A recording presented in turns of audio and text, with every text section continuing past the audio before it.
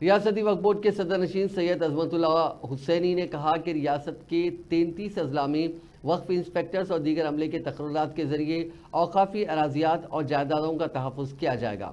उन्होंने कहा कि कई मकामात पर औकाफी जायदादों के किराएदार वक्त पर किराया अदा नहीं कर रहे हैं।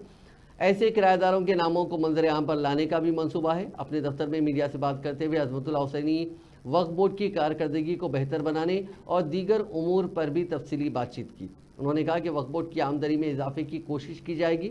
फिलवक्त वक्फ बोर्ड को जो आमदनी हो रही है, ये रकम बोर्ड के अखराजात में ही ख़त्म हो रही है। यहाँ पर आज के इस प्रेस कॉन्फ्रेंस मनाते हैं। आज यौम उर्दू डे है, आलिमी उर्दू डे। उसके लिए मैं आज अकीदत पेश करता हूँ मेरी जानिब से और वक्फ बोर्ड की जानिब से। उसके बाद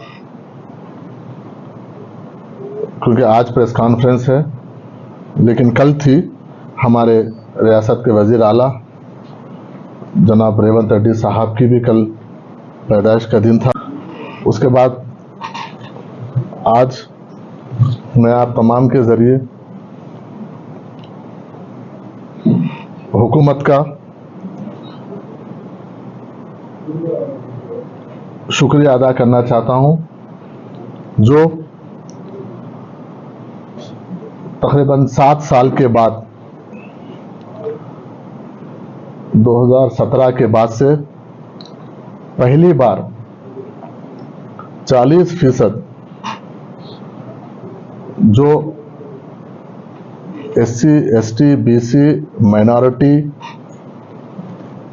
और वुमेन्स चाइल्ड वेलफेयर और रेजिडेंशियल स्कूल्स में जो हमारे बच्चे पढ़ते हैं, उनके लिए डाइट और जो कॉस्मेटिक चार्जेस हुकूमत ने 40% बढ़ाई है, उसका मैं हुकूमत को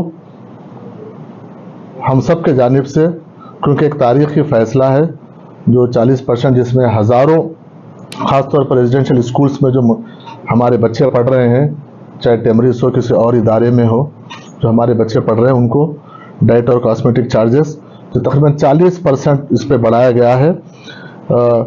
जैसा आप देखिए कि ये डाइट चार्जेस 3rd क्लास से 7th क्लास 2017 में 950 रुपये था, अभी 1330 रुपये हुआ है।